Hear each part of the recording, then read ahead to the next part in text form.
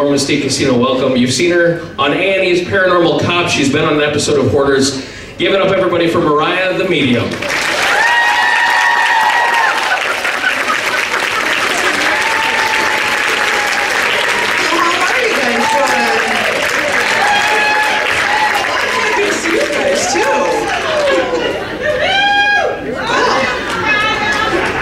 I'll send you the check later. Well, I am Moriah, and I am a medium. So, what is a medium? I talk to the living impaired, or those who have crossed over. I do not think what I do is a gift. I really believe in my heart that it is an ability that we all have. So, every one of you in here can do this just as well as I can, if not better. So, there's no magic or hocus pocus to it. But I like to explain what I do and how it works so you know about what you're going to get yourself into. So I am not a psychic, so I don't know where your car keys are, your wallet, what the stock market's going to do, and if I did, I'd be in Aruba, so I'm just telling you that. But when I see people that have died, nobody really has a body. But if I said, oh, there's a beautiful vibration of light, you guys would be thinking, who on earth is that? So usually they take form in the way that you would remember them at their most healthy. And sometimes they might tell me their first name, last name, nickname, initials, sound of their name. Sometimes they don't give me a name at all. But sometimes when they speak in symbols, it can be a little bit comical. I did a reading and there was a young girl that died and she had a giant bear above her head. So of course I'm thinking the absolute worst, and I finally said, does anybody know why I'm seeing this? And the lady laughed and said, sure, her last name was Bear. So if they can't say it, they might send a symbol. And not only do you get your own relatives, but you get your in-laws, so you never get away from those people. Right, Pam? Yeah, there's my mother-in-law. So just be aware, sometimes, you know, they don't have the best concept of time. So they all think they saw you yesterday. They all think they're going to see you tomorrow, so they forget that there's like a 60-year gap there either way. So that's something that's kind of interesting. And your future, to me, always looks like a giant bowl of spaghetti, and no matter what strand you take is whatever path you pick. So nothing is written in stone. You can change anything you don't like at any time. So, when I was about 6 years old, I could see and hear things that other people couldn't. And of course my dad always thought I was stalling not to go to bed, and you know, that was always great. I'd tell him there was someone in the room, yeah, go to bed. So that happened quite often. And when I was in about 7th grade, we read that book, Sybil, so I thought I had schizophrenia. And you know, I really wanted to be invited to sleepovers, so I didn't tell anybody that. And then when I was about 18 years old, I had a vision of a plane crash, and I saw a man holding little tiny yellow baby feety pajamas crying over the top of it. And I told my parents, and the first thing my dad said to me is, "Are you on drugs?" "No." And about 3 days later, we saw the exact same thing I described on the TV, and it was a plane that blew up over Lockerbie, Scotland. And so that was something that just never was discussed again. And I served in the Army, and I was sent to Operations Desert Shield and Storm, and I worked in a frontline evac hospital. And sometimes I would know if people were going to live or die because I'd see their loved ones trying to come get them. So I confided in a colonel who told me to be careful or they'd think I was crazy, so I kept my mouth shut. And I worked in television behind the camera for 11 years, and it's not like you can say, hey, take camera 2, your dead grandma thinks you're a moron. Cue 3.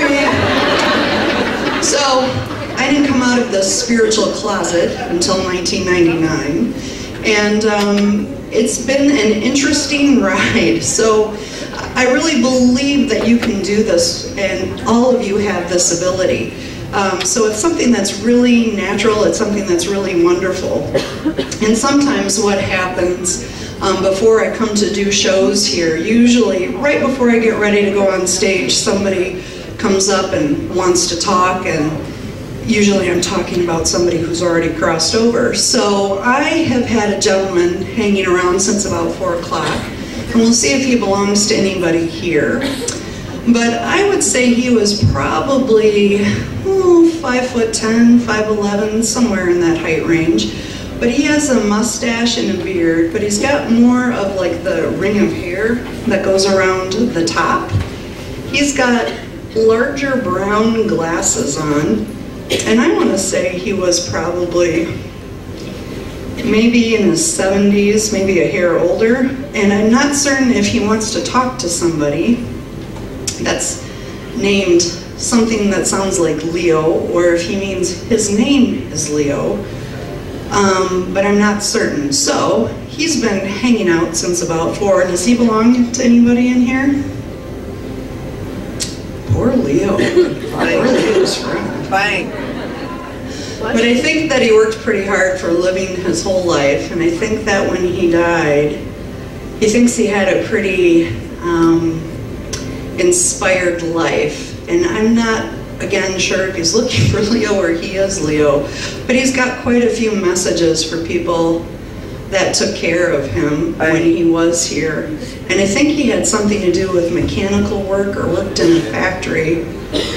And I think he's pretty insistent about getting to his family. But, good grief, what is he talking about? Yes. I think he thinks some of his people are actually here. So I'll just do a better job at describing him. Well, he has kind of a grayish, brownish beard with a mustache. He's got larger frame brown glasses on. And I think that he has more hair around the side of his head, but I'd say he was probably 70s, somewhere in there. But he's a very, very hardworking fellow, and I know he wants to get to somebody out here. So if nobody's claiming the poor guy, I'll move on. Does he go to anybody? Jeez. What? Where? Where? I can't see. Oh, what? Do you want to come on up? Maybe. How's that song? Call me maybe? So here's my number. Come on up.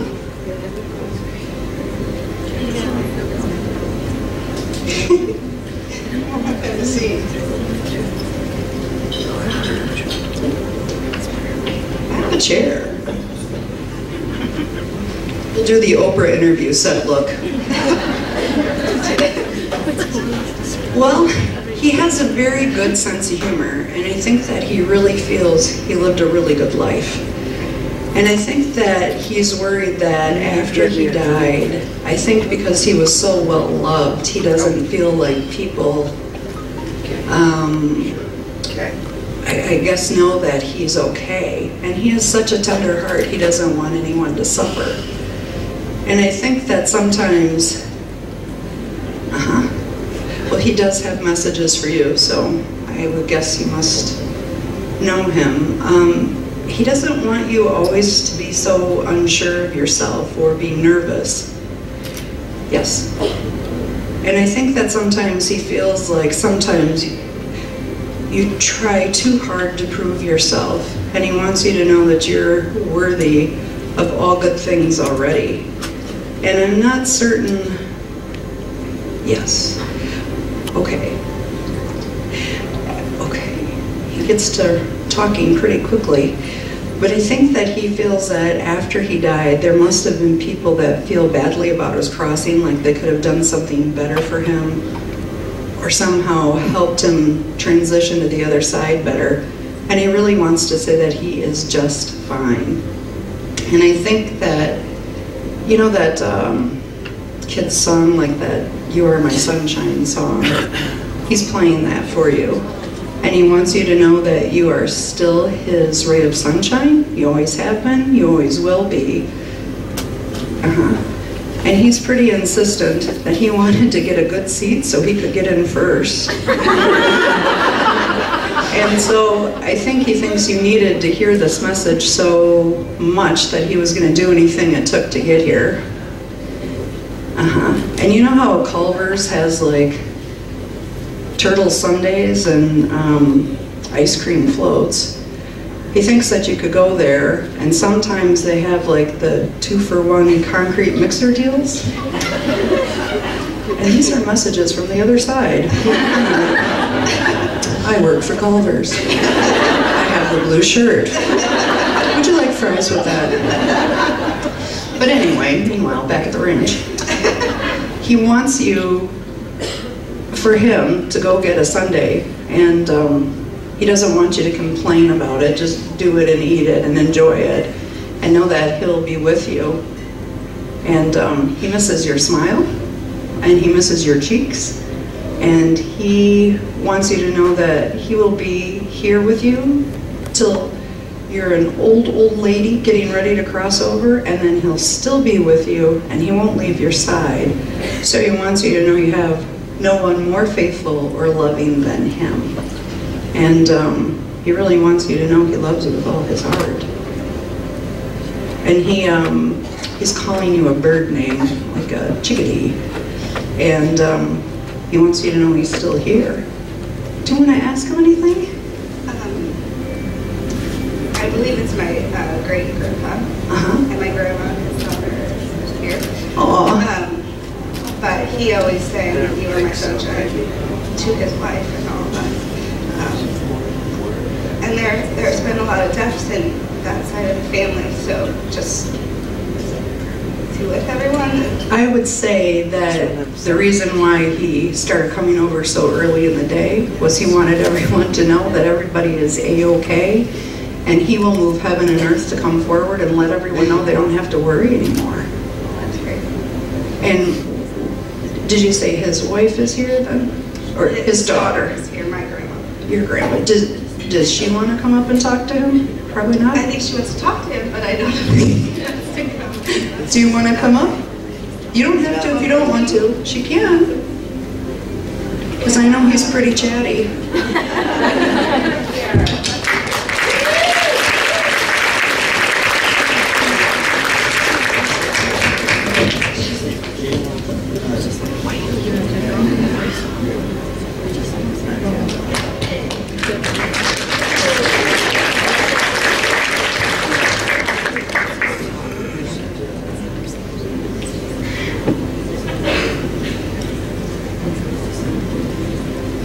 He's got his hands on his hips, and he said, and I quote, "Now this is what I'm talking about." So he's very, very, very happy to come forward. And I think he doesn't want you to feel abandoned. He doesn't want you to feel left alone. And he's very funny, because it's almost like he thinks he's saying this just to you, but I think he would say it to everyone. But he wants you to know that he knows he's your favorite and you're his. And I think he probably told everyone that same thing, but he really does want you to know that he loves you with all that he is. And I don't know if you ever noticed towards the left foot of your bed, probably maybe early in the morning, if you have a sense that there's someone there sometimes. He's not trying to upset you or worry you. He just comes to check on you from time to time to make sure that you're okay. And so he wants you to be certain that you understand that he's still here. And if you really like sparkly jewelry, and you really have a knack for wanting like rings and bracelets or necklaces, he says, "What's the big idea? Just buy it." And so he said it's not his money, and that's why it's okay.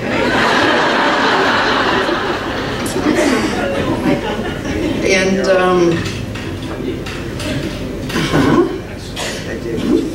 I don't know if you're going to put like a flagpole out in your yard and manicure it with flowers, or have something done in your yard, but that's something that he thinks that he takes pride in. So I'm not certain if you guys want to do that for him, but he would very much like that, and he promises to come out and visit. So he wants you both to know that the reason why he's so forceful is because he knows there's been so much upset and so much pain, and he wants to do whatever it takes to calm that so that you all feel like he's still in charge and everything is A-okay. And he just wants you to know he loves you with all his heart. And he's really here.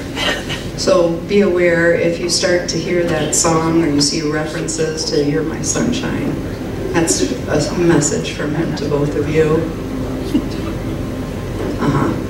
And he likes to be 23 in heaven.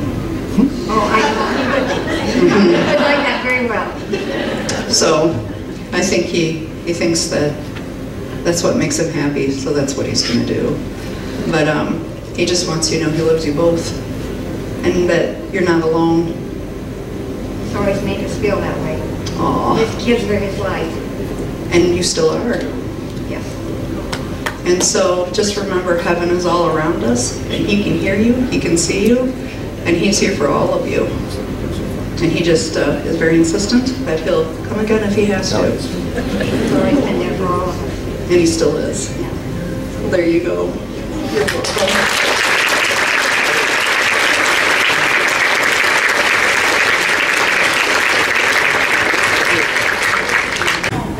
Well, my goodness, you have quite the following. And plus, besides people, you have human people. You've got 2 dogs with you as well, which is kind of interesting.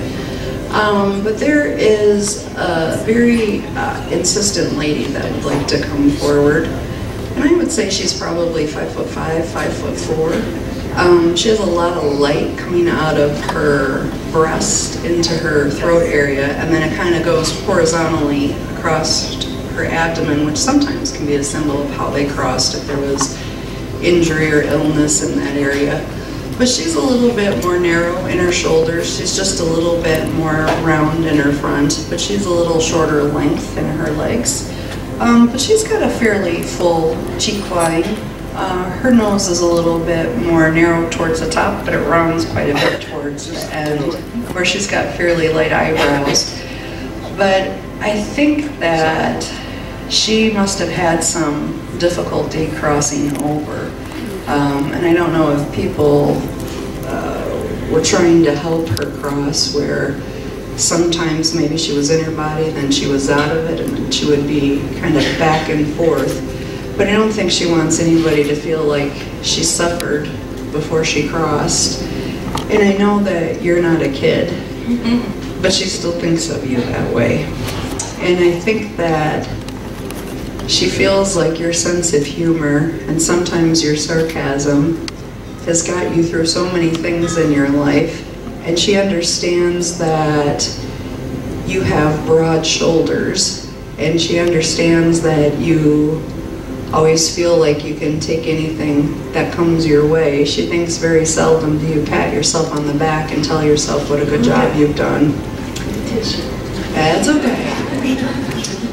And so sometimes I think that she feels like you've had so many events unfold in such a short period of time that sometimes it's hard to process all that information.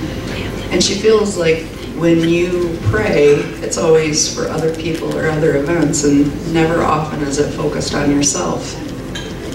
And I think the thing that irritates her the most, because she thinks you are the most beautiful girl in the whole wide world, is she doesn't think you feel that way about yourself.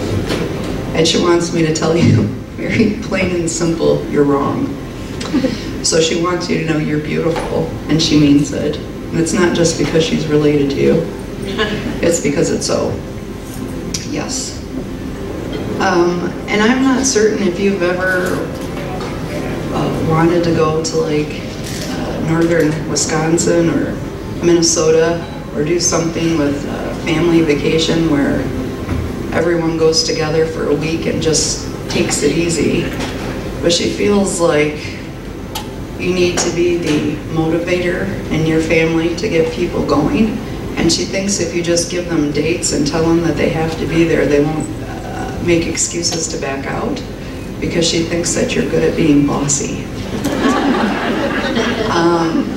And I think that she feels like you really need to do this. And I think that she doesn't want you to always feel like you have to do the same thing different day, or different day it's the same story. she wants you to know that you can push yourself a little and you can enjoy yourself without guilt. And so sometimes, I think she comes to you in dream state, and I think she thinks you remember her 2 times coming forward, and she wants you to know it's really her. And so she doesn't want you to feel always like you have to be pushed. She wants you to know sometimes you can just be. And there's an older gentleman there who has his pants kind of hiked up kind of high. And he's a little bit more round in his front, and he's a little older, and he said he knew for his whole life she's always going to get the last word and then thinks she's right. What's changed now? So he's kind of a character, and he has kind of a witty, dry sense of humor, and I think she just tolerates him somehow. So they're very funny when they come together, but he's also wanting to send his unconditional love. And I think he thinks it's been too long since he last heard from you. And he wants you to know that whether you know it or not, he's around. And yeah, he wants you to know there's nothing wrong with being stubborn, just when it's to your own detriment. So he wants you to know that he's here. Do you want to ask them anything? I know who They're both glad you do.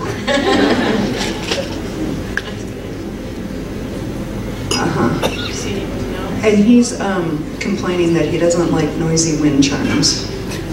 So I don't know who the offender of noisy wind chimes is, but that's something. And you asked if there's anybody else. There's a younger gentleman there, also behind the first gentleman. And he's a little bit more quiet. And I'm not certain if he feels a little more guilty about his death or he feels poorly about it, but I don't think he necessarily feels he had a lot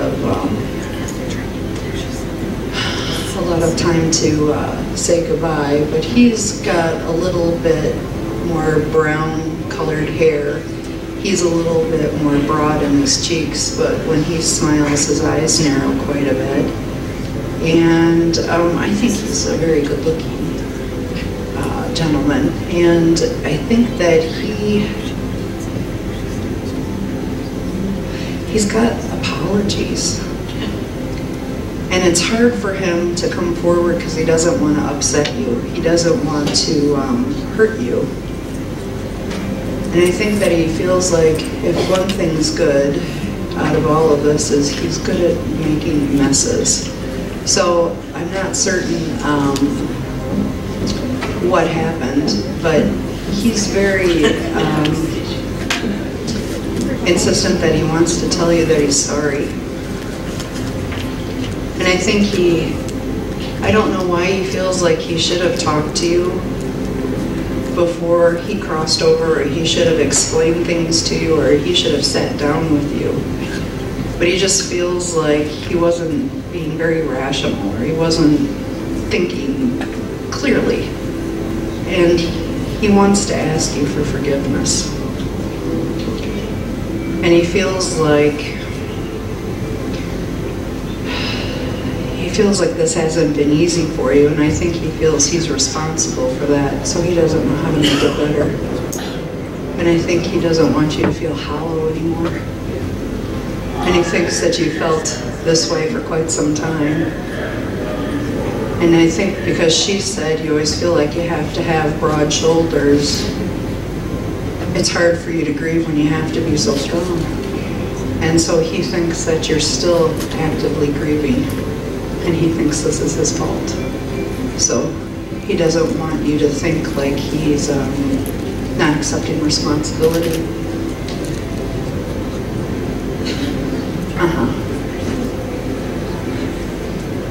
Okay. And you know the animal, the fox? He said he'll use that as a symbol to come to you so that you know that when he's with you. And if you happen to see one in your path or in your yard, it's a God wink from him to you that he's okay and that he's thinking of you. which would be a pretty rare thing to see in the middle of the day. So I think because that's such an odd symbol, you'll know that that's him.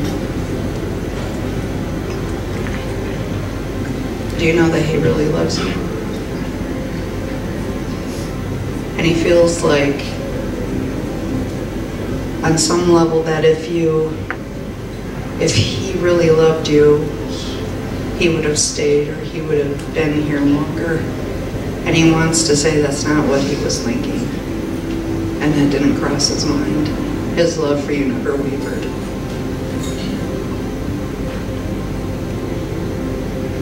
But the three of them are together. And they usually travel with the three of them. So sometimes when people cross over, they often present themselves in different ways, because when we die, if we don't have a body or a physical vehicle, how do we let people know we're around? And one thing that they do sometimes is in photographs, they can show up as orbs of light. Now sometimes orbs can be moisture, insects, it can be raindrops or dust. But sometimes it can be spiritual, and I think the three of them have showed up in some family photographs together. So what you maybe want to do is go back through some of them on the computer, and if you look and find little orbs of white light, I bet you're going to find their spirits. So they're very insistent that they're there for you. But it just seems like you've had such a hard road and such heartache that they're trying to come forward to let you know it's really okay, and that you're going to be okay for the first time. Okay? Thank you. You're welcome. It was wonderful.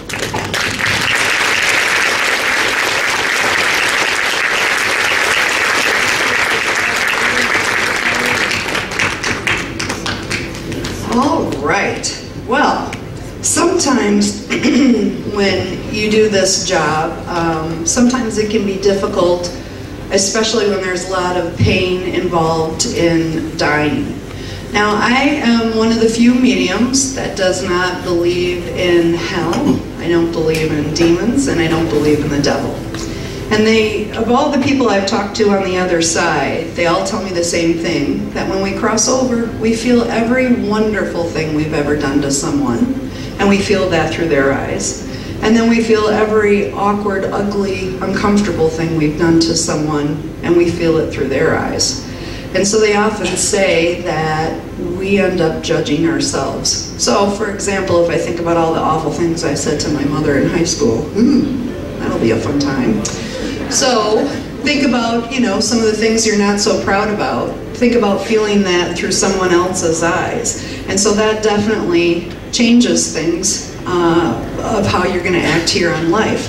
So a lot of times when I do readings, people come forward to apologize for things that they have done because they felt your pain through your eyes. So a lot of times you might find interesting apologies. So that's something that happens. But another uncomfortable topic sometimes is when we have lost a child. And I have 4 children.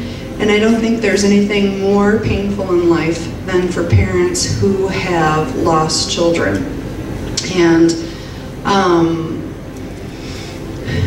there is a little boy here, I think, looking for his family. And I would guess that he was fairly young. I'm thinking maybe, 6, 5, somewhere in that age range. He is a little bit thinner child. He's got a little bit more full hair along the top of his head, and it's kind of more of a messy look. But his whole chest, heart, throat area is lit up. So I don't know if he had issues with breathing or if something happened with his chest area, but I think that he's trying to get to his family. And I think that I would guess somebody in that family is still blaming themselves for him crossing over. So he's got quite a few messages, but I think he's trying to come forward for his family. Does anybody know who he belongs to? I would say he was probably 4, 5, 6, somewhere in that age range. But I think that he's trying to get to his family members. Do you want to come on up?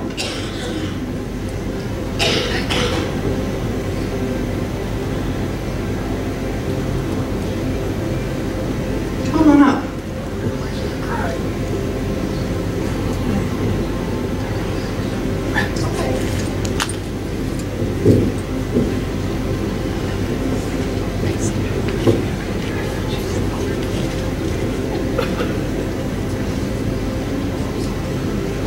I think that he is afraid that people maybe can rationalize or understand how or why he died, but that they're still blaming themselves for his death. And I think that he feels like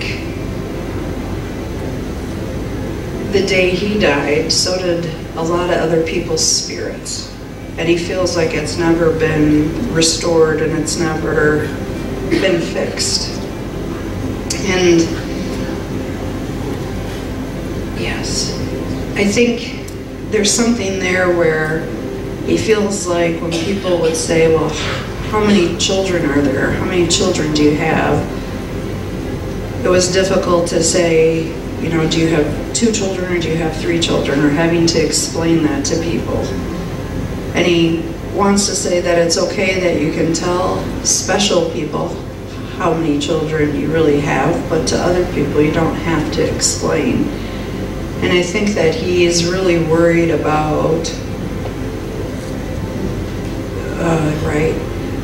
I think he's really worried about people thinking about the way that he died, that maybe he was wandering or that he didn't cross over, but he had 9 angels come and get him to cross him over. And so he wants to say that he knew it was okay to go, and he knew it was all right. And I think since that time, I don't know if people are still putting pictures of him with a poem underneath it for him with his name, and I don't know if he means like on a card or a poem, like in a paper, but it's something that he really appreciates. And I think that spirits can be here or they can be on the other side. It's up to them. They can come and go freely. There's no rules. But he likes to be here on earth. And there's something about him liking dogs. So that's one thing that he likes to do when he comes here. So that's something that's important to him. And I don't know if it's like that airbud dog, like a, what are those dogs called? Thank you, retriever. That's the word I was looking for. I don't know if it's like a yellow retriever or if it's like a golden lab, but there's something about that kind of dog that he really, really, really likes. And I think that he feels that after he crossed, there were lots of people with lots of different opinions and lots of ideas about what they should say, and everybody thought they knew the truth and nobody did. And he feels very badly about other people gossiping or speaking or talking out of turn. He says he doesn't listen to it, so it doesn't bother him. And I think that he feels, I'm looking at something that you squeeze and it makes like a noise, so it's a toy of some sort, but you squeeze it and it plays a sound back, or you squeeze it and it plays something back. And I don't know, but I would think that this maybe goes off at weird times sometimes or comes on sometimes, but I think that his energy is doing that. And that's one way that he's trying to say that he's still here or he's still around. Yes. Okay. And you know those Cheetos, like those orange Cheetos? I think that he feels people should just eat those for meals, like bowls of them. And if they want to do that for him, that would be great, but they're not the puffed ones. They're the crunchy ones with the Cheeto Chester tuna on the bag. So he likes those. Okay. And there's something about like a, I don't know if I'm looking at like a inflatable bounce housey kind of thing, or something that's like a inflatable thing for a yard, but there's something in a yard that's got 1 million kids in it that all kind of come over and use this thing. And it's something that's communal, but his spirit still goes out there.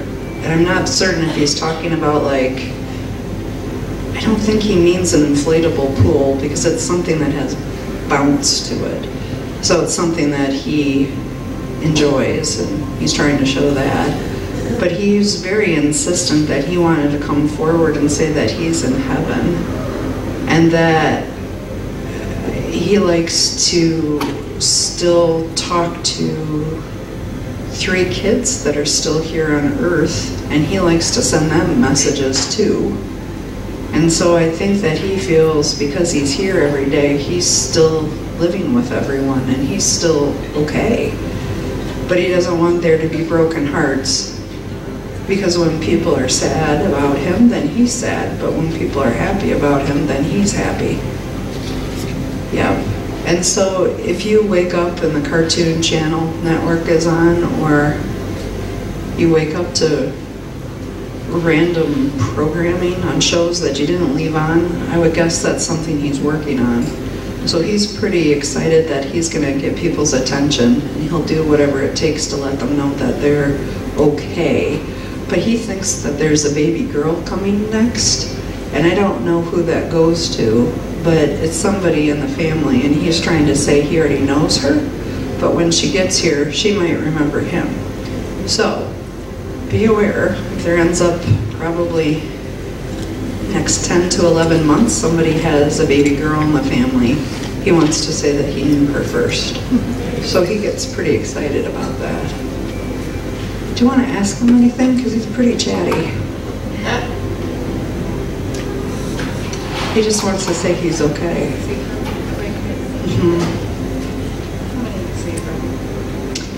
Well, there's still 3 here on Earth that he watches, but I don't know where the other ones are.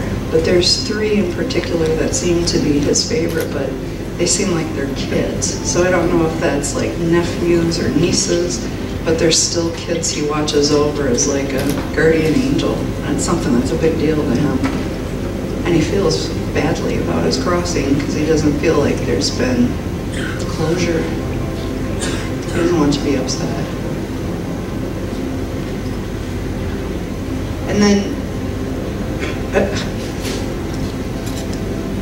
okay, I gotcha. I understand. Okay. He's just very excited that you're going to tell everybody for him, and he wants to say thank you. And he wants to make sure you know how grateful he is, and he doesn't want you to cry anymore either. But he wants you to know it's going to be okay. And if you want him to take your hand when you tell them, he said he will. And try to, I can't get his name at the moment. He's not sharing it with me.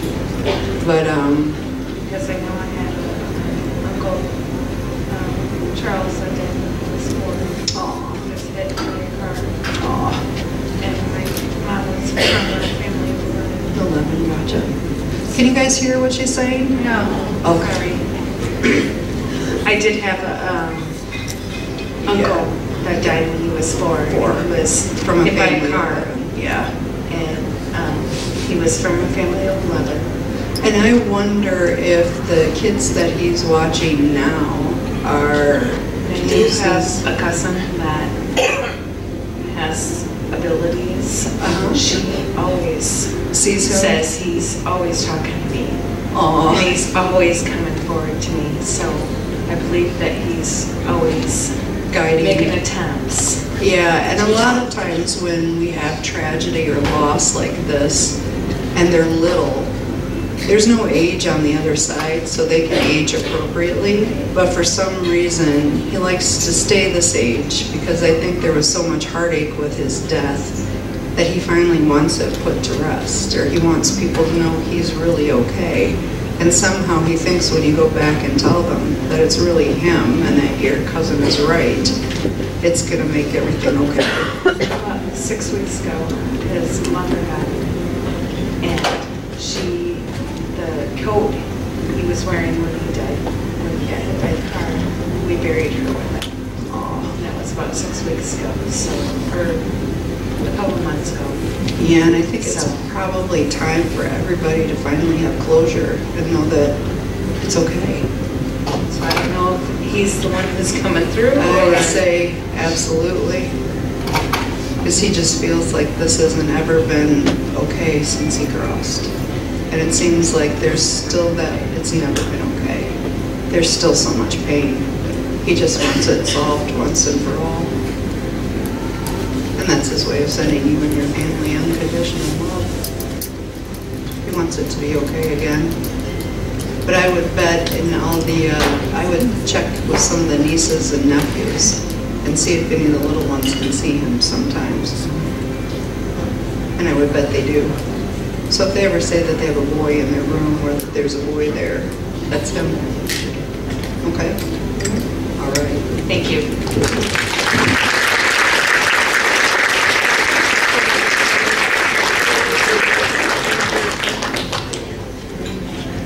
So the next contestant, River.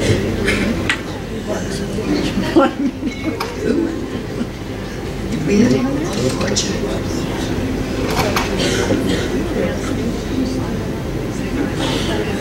How come none of these are laced with 20s?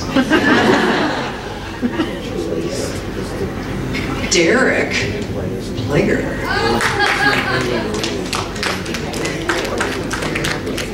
Come on up, Derek.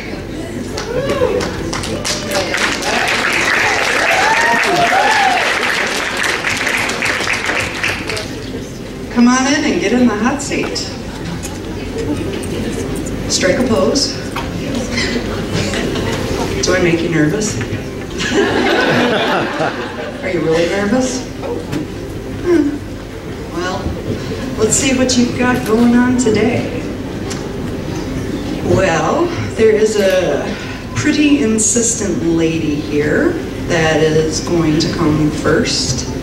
And I think she wants to talk about you and she wants to talk about your mother. So be aware, I think, oh my goodness.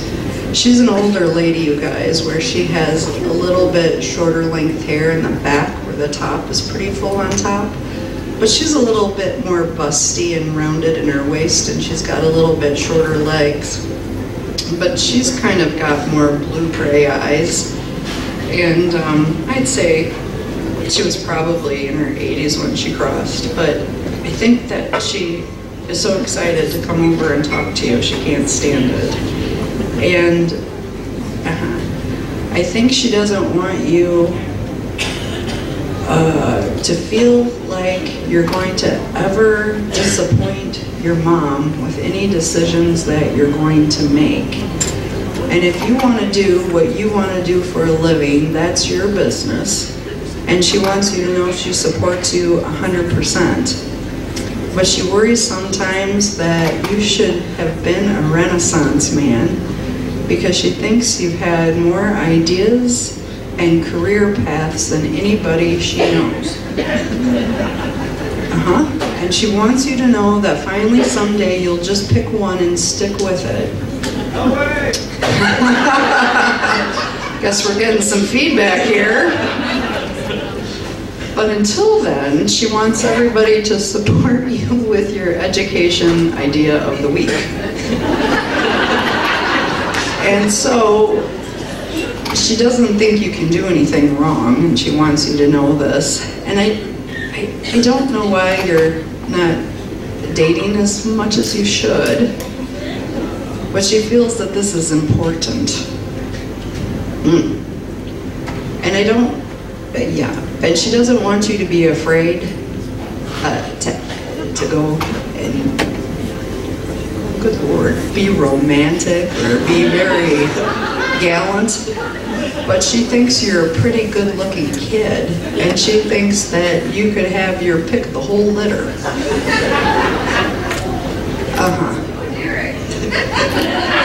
He's going to do a dance for us in a minute. We're going to auction him off. He's a prelude to hunks next week. But she knows that you're very intuitive and that you end up feeling energy from other people. So she thinks you can feel if people are disappointed with you a lot faster than most people can. So she thinks you second guess yourself all the time. And she wants you to quit being so critical of yourself because she wants you to know your mother will love you no matter what you do. Yes, I understand. And I think that sometimes she does worry that she thinks that you, pussyfoot around too much. And she wants you to take some kind of exam or study for an exam with a bubble test where you fill in the bubbles once and for all and get some kind of licensure, some kind of certification so that you can prove you have a real job. So I don't know if you're going to be doing that in the next year or you're taking too much time off, but she'll support you, but she wants you to hurry up. Yes. Gotcha. She does want you to know that she does follow you around, so if you feel like you have someone hanging out, you do. And it is her. And I understand. Oh my gosh, okay.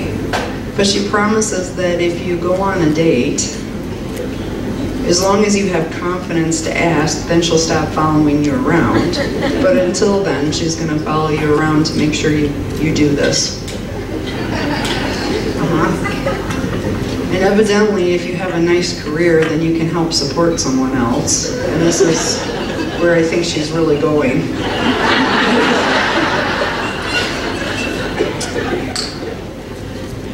Oh my gosh, okay. And she thinks that if you decide to date someone else that has red hair, then you'll be guaranteed to have beautiful children. So she wants to be sure you know that. She doesn't want you to be the lone redhead of the entire family. Yeah. Okay. And she knows that your mother can hear her, and so she wants to say, she's glad you're listening because she's got messages for you too. And she pointed her finger just like that. Do you want to ask her anything? I'm sorry. You gotta talk into the mic. He's like, I'm gonna kill this woman. Just that last week, how in the hospital, she was still there. I think he asked in the last week in the hospital, was she still here? It seems like sometimes what happens when we're making our progress to the other side is our body can be on autopilot, but our spirit is sometimes out of our body.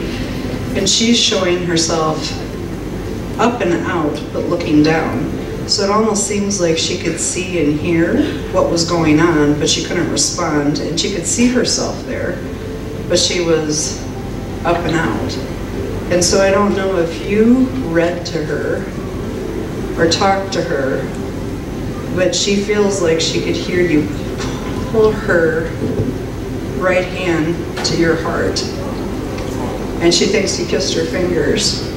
And she thinks you stroked the top of her forehead and you told her that you loved her. And she from above sent you nothing but unconditional love. And I don't know if you read her a poem or if it was a letter or you read something to her from your heart, but she wants to tell you she could hear it. But it seems like she doesn't want you to think that she wasn't there. even though she was out of her body. But I think on some level, she thinks you knew she was disassociated. And she wants you to know she really, really loves you. And that's why she's trying to help you get a date by the 4th of July. Where are you going for the 4th of July? Anybody? Anybody? $5. I'm always into making money. But anyway, she wants you to know she loves you with all her heart. Ah, I understand. And I gotcha. There's something there where, you know how like you can roll up a dollar bill to look like a cigarette? There's something funny to her about little rolled dollar bills that kind of look like cigarettes. So just be aware if you start finding little rolled up dollar bills, kind of like in a little tube shape, and you just find them in strange places, that's a wink from her to you that she's with you. And yes, if she could figure out how to do $100 bills, she would. So there's something funny to her about money being rolled up that way. So I don't know if in the past she was kind of embarrassed and just wanted to shove money into your pocket and wanted nobody to know about it. But I think that's what she's still trying to do to bring you abundance. And I think literally you might find little rolled up dollar bills sometimes, and just think of her. She really is going to take care of things for you by the 4th of July, so this should be good. He said his grandpa here too. She's very funny. She said, well, what's wrong with just me? Oh, very funny. There is a gentleman there that is with her, and he's sitting at a coffee table, and I swear he has a cup of coffee in his hands. And he's got a little bit shorter length hair. He's got a little bit longer face with higher cheekbones, and he kind of smells like Dial soap. I know that sounds crazy, but there's some funny crack that he doesn't. He's there, but he doesn't want to come out with all of these people here. So I know he's being funny, but he doesn't like crowds. But he's absolutely there, giving you a wink. But she's pretty much dealing the entire stage. So she wants you to know that. Are you supposed to take some test like in October or November? So you're going to work on that? Does it involve bubble dots? Well, there you go. Are you going to get a license with that then? So you should probably get cracking. Because, you know, if you're dating, it's going to be really hard to get all that done. So maybe you want to get it out and done by like the 4th of July, clear your calendar. Any redheads in the audience? Thought I'd try. But she wants you to know she loves you with all her heart, and that she can still hear you just fine. And she thinks she communicates with you freely daily. So kind of cool, huh? She's like, she's there.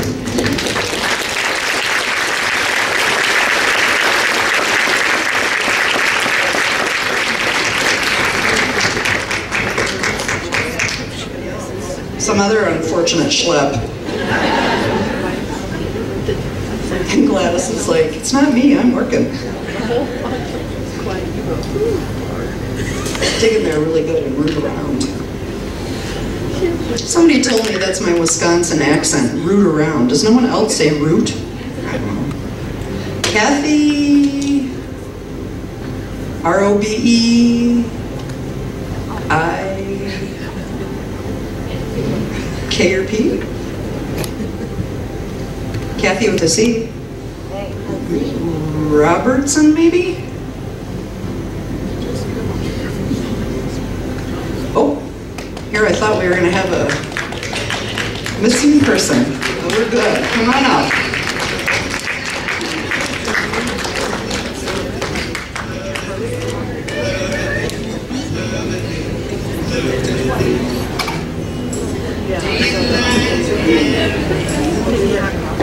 Have a seat.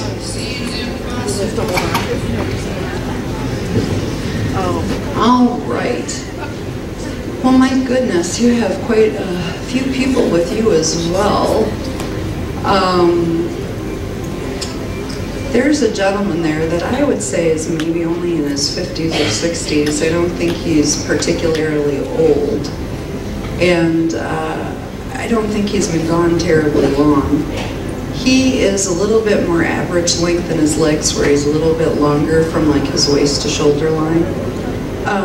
But he's got more squareness like in his wrists and elbows. He's got a little bit higher cheekbones, but his lips are fairly firm, but he's got a little more prominent nose. And he's got quite a few messages for you. And I don't know somehow if he thinks like you're so stubborn and determined you're gonna manifest this, so you did. But he thinks that this just proves you always get what you want. And he figures that, he'll show up to talk to you, even though you yelled at him the entire time to get in here and show up and you better prove it.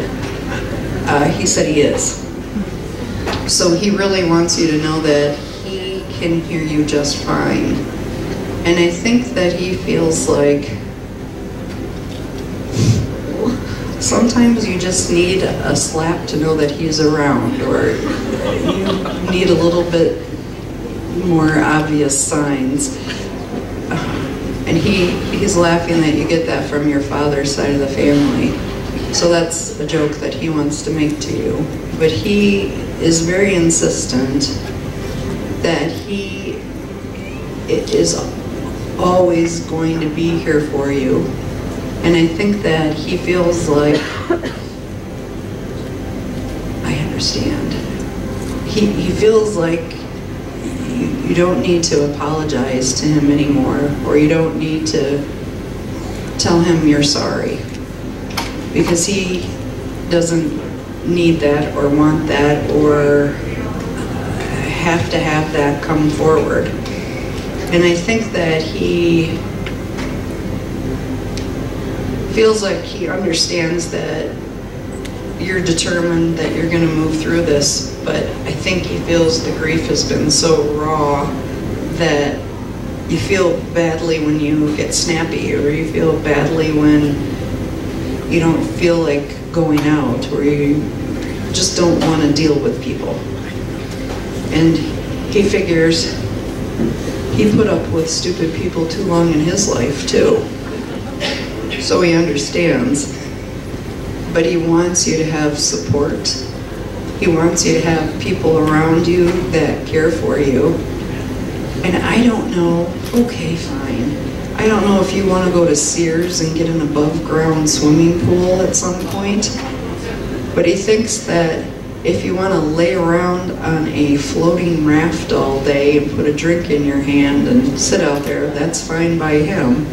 But you've got to do something to get yourself out of this rut. And he doesn't want you to feel like you're being blocked with happiness. And it's almost like if you are happy or have a sense of peace, like you think that you're not remembering him, or you're not paying attention to him. And he wants to say that's just ridiculous. And so he kind of throws his hands in the air there. So whatever you do that brings you joy gives him a sense of peace that he's finally doing things right. And I think that he feels he was a pain in the ass when he was here, and he's going to remain a pain in the ass on the other side. So if you thought that he'd be all coming with a halo and trumpets and nice people around him, you're talking to the wrong guy.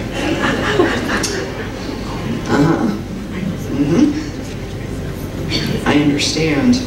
And I don't know if he had like coffee cans of nails and screws and stuff all scattered with like paint cans and things, but he thinks that can get cleared up, but don't throw anything good away.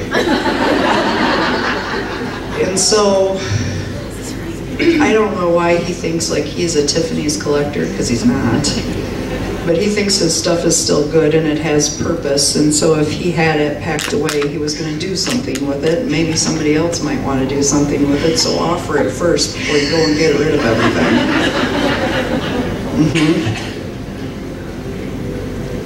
Yeah. I don't know that. I don't know that music. Okay, I'll try. Gosh. They sing that Broken Road song, help me. It's country. Thank you. There's something with Rascal Flatts that he's whipping at you. So I don't know if you want to download that album or listen to songs. Do they have more than one album, I guess? Okay.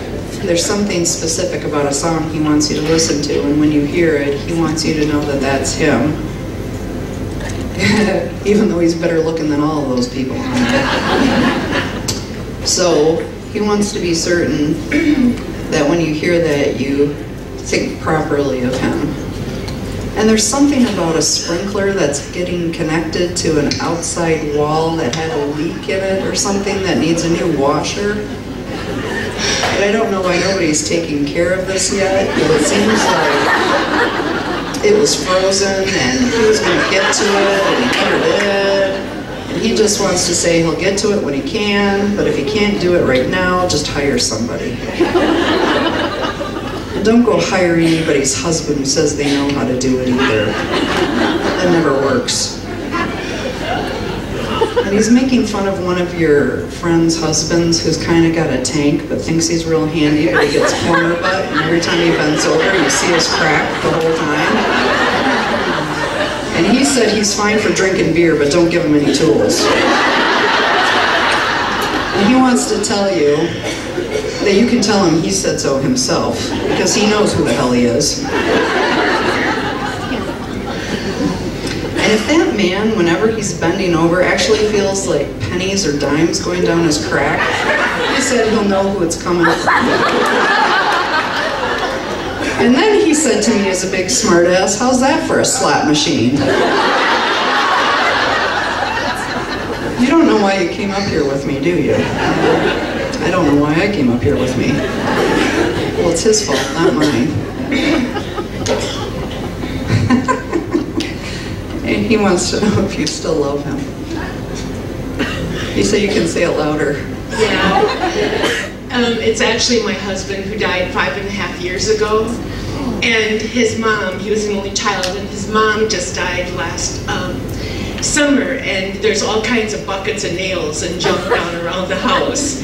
And there is a leak on our washer at the house that we have to fill the pond with, that he helped build before he, yeah. But totally everything that she has said it's totally everything. He said, well, who else would it be?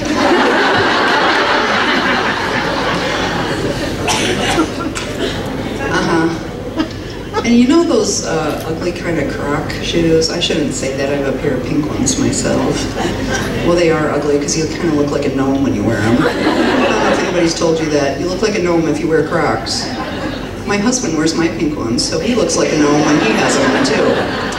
But anyway, he wants you to get some shoes like that so you don't go raking in muck all over the place. And why is it okay for you, but it wasn't okay for him?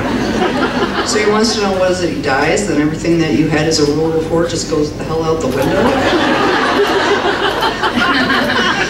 And you know how, like, in mafia movies, they're like, I'm watching you. Well, that's what he's doing to you.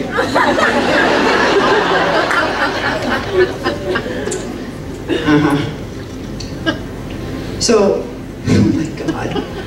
He's grinning ear to ear and thinks you ought to come next week into the shows here, because maybe you could find a couple of guys to help you fix the faucet.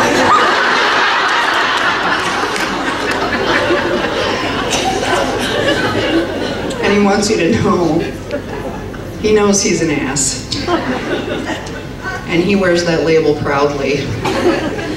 But he wants you to know that he loves you with all that he is. And if he was persistent enough, he knew he'd get you messages. And why do you have to feed ducks and birds? They just come in the yard and crap on the lawn. And then when you mow, it gets in your feet. And it's goose pellets, and really, do you have to be like animal rescuer of the world? This moment brought to you by Prozac. So anyway, he wants you to know he loves you with all that he is and all that he ever was, and not time or space will ever break that. You're stuck with him for eternity. And he hopes that makes you nervous. He said to tell you, don't worry, when you get over there, he'll have an empty bucket for you. So, well, he wants you to know he's here, though. And I don't know if, gosh, it's baby night in Dubuque. Oh my gosh, don't drink the water. He thinks there's a baby coming into the family too, and he's very excited about this. However, I don't know how the mother will feel, but I think he thinks that he knows a good name for that baby, and he thinks that you should pick that name. So he's grinning ear to ear. So I don't know who's doomed, but... My niece is in full-blown labor in Chicago as we speak. Ah, is it a boy? We don't know. Ah, well, if it is, you know the name to tell them they should name that child. Do you suppose it's going to be a whopper, like a 9-pounder? We don't know. He's laughing. She'll know. That's crazy. Mm-hmm. He agrees. He wants you to know, and I hope nobody's at the faint of heart. He still doesn't believe in any of this bullshit.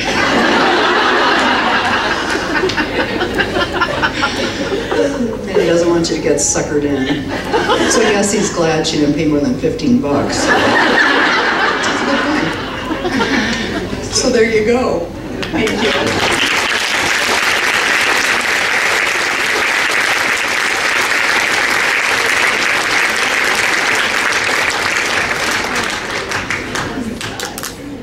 All right. Oh, wait, you got to pick the next victim up for bed.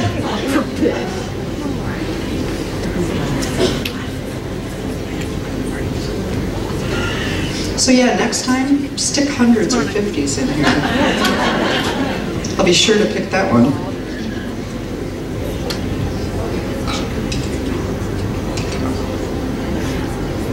It says Tara, doesn't it? Wrestler? Yes. Hot diggity no. Come on up. Come on down.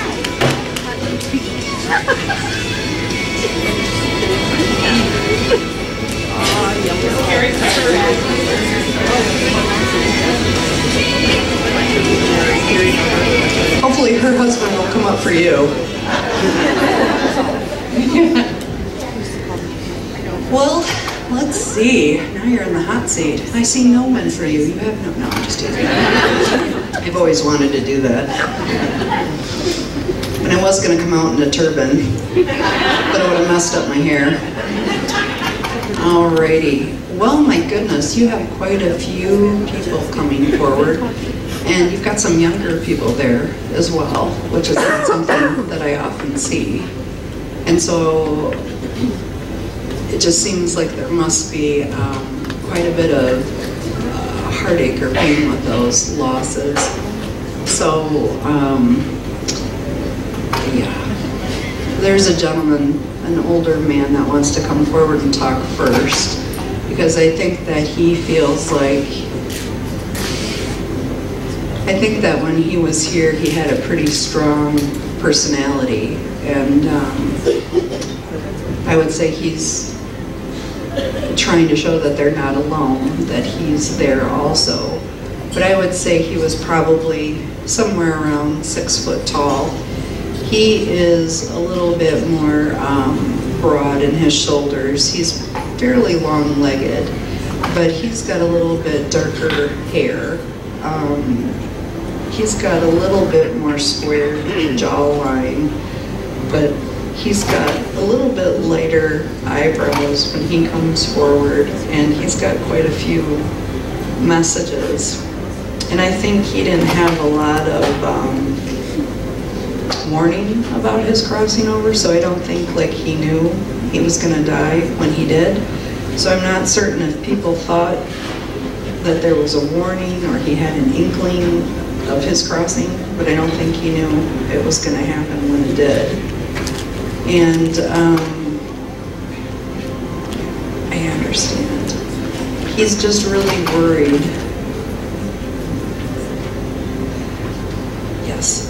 He's very concerned that there's been so much heartache or so much loss that he doesn't want it to tear people apart, or he doesn't want it to be pulling sides. So I don't know if he means like within a family itself, or if he means between families. Yes. And I think that he feels like people sometimes have to work on coming together and working together instead of pushing against each other. He doesn't want there to be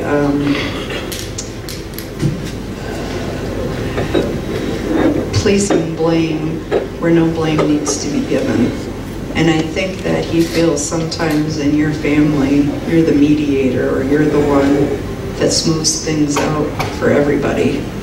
And I don't know how you get stuck in that role, but he feels like sometimes it can be a little overwhelming on you because you're so sensitive to everyone's pain that you don't want to take sides, or you just want everyone to get along.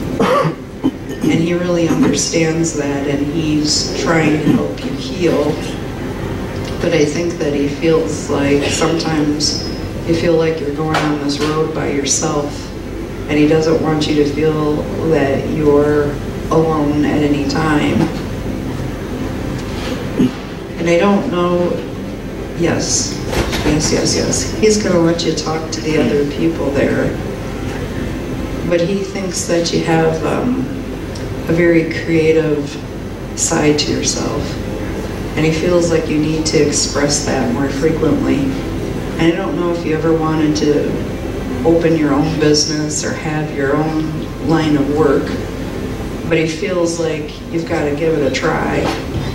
And he doesn't want you to think that you'd go broke doing it or that you'd be a failure at it. And he wants you to know that he believes in you. And I think that he feels like you've got a good idea in your head, but you've got to follow forward with it and believe in yourself that you can really make this happen.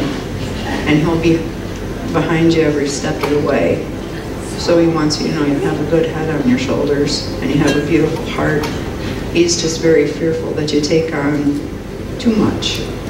And he doesn't want to see you get bogged down by other people's negativity. And there is a younger boy there that's behind him that's got quite a few messages. And then there's a little bit older lady that's with him, who I would gander, she's probably in her 70s. And all three of them are trying to come forward and talk to you. And I think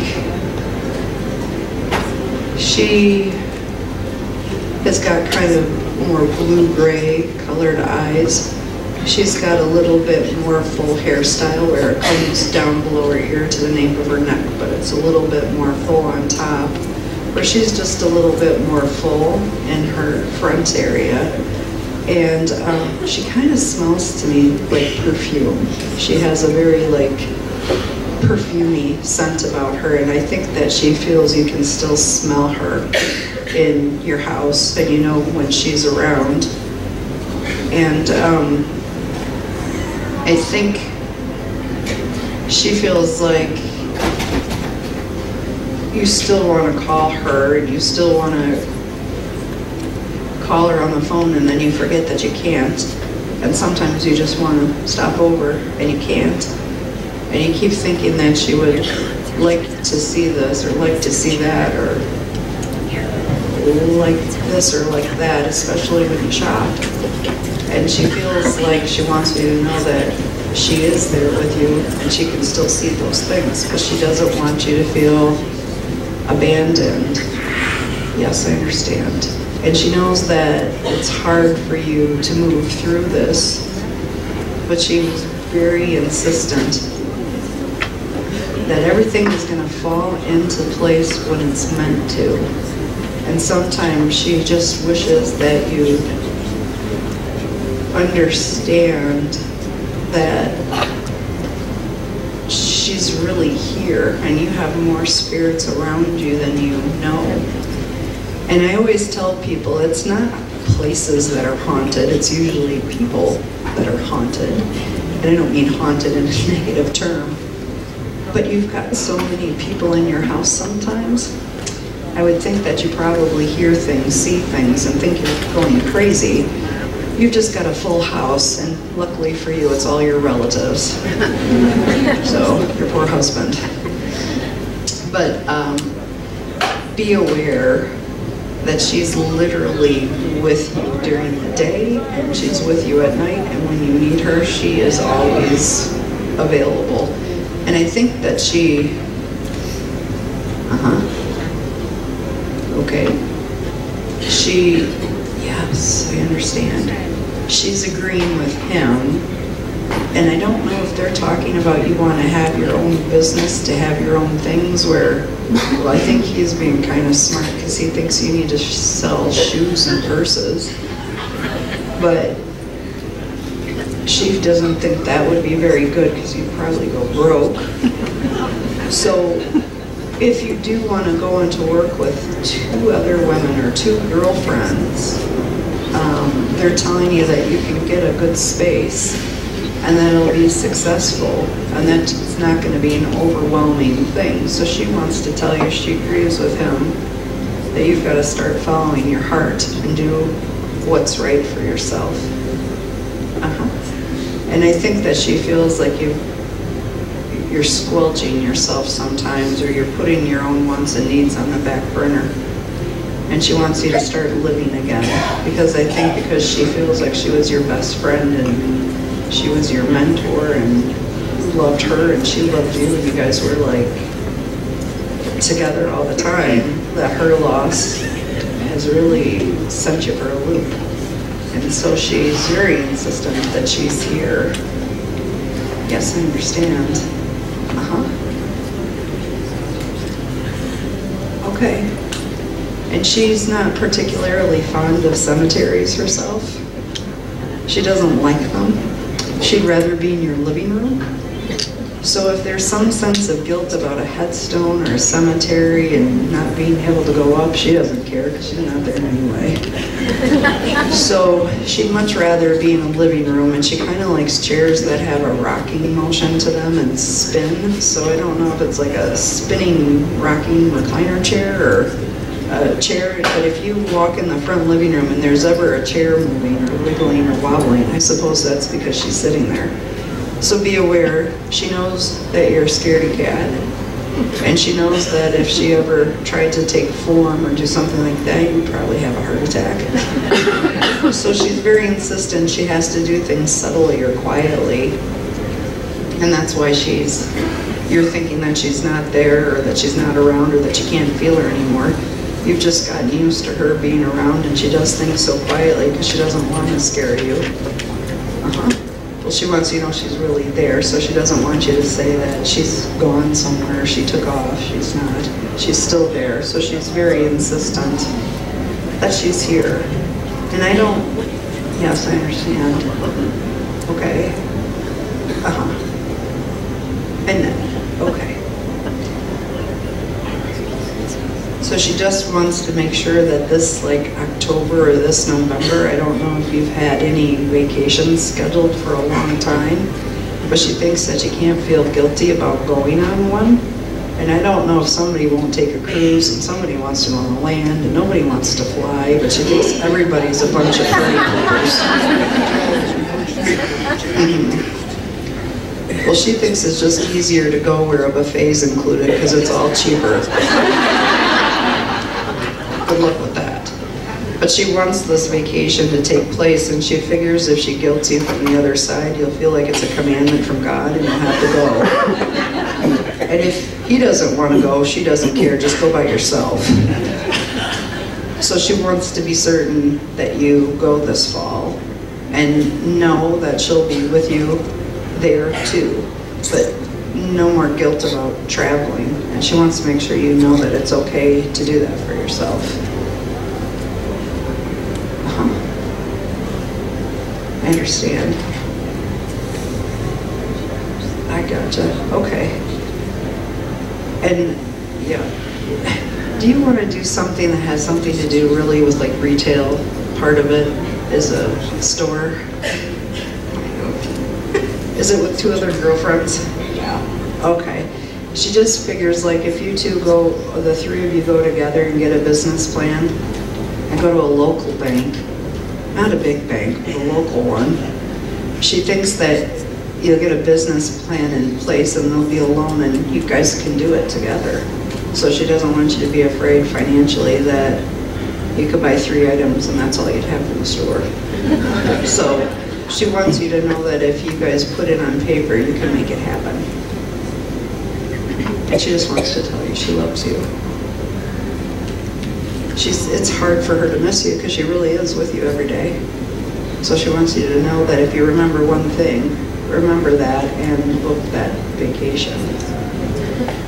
And she says it very like, you know, like if it could vibrate out, book the vacation, it would do that. So she wants to be certain you know that she's given you a task and she expects you to follow through with it. So be aware. So there you go. Crazy, huh?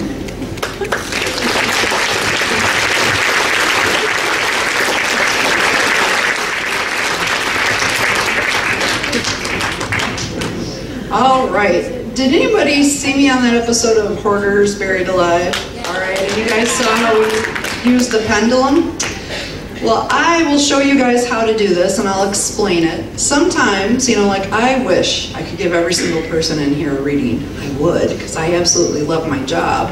But I teach people how to do this, and we have a class coming up in June in Galena where I'm going to teach people how to do this. So if you want to be a happy medium, come on over. But there is a way that you can communicate with your loved ones, and I'm going to show you guys how to do that. And I don't suggest that you abuse it. Like, only use it when you really want to connect with the other side, and they will always come forward to be able to connect with you. So let me take off my necklace, and I'll show you how it works.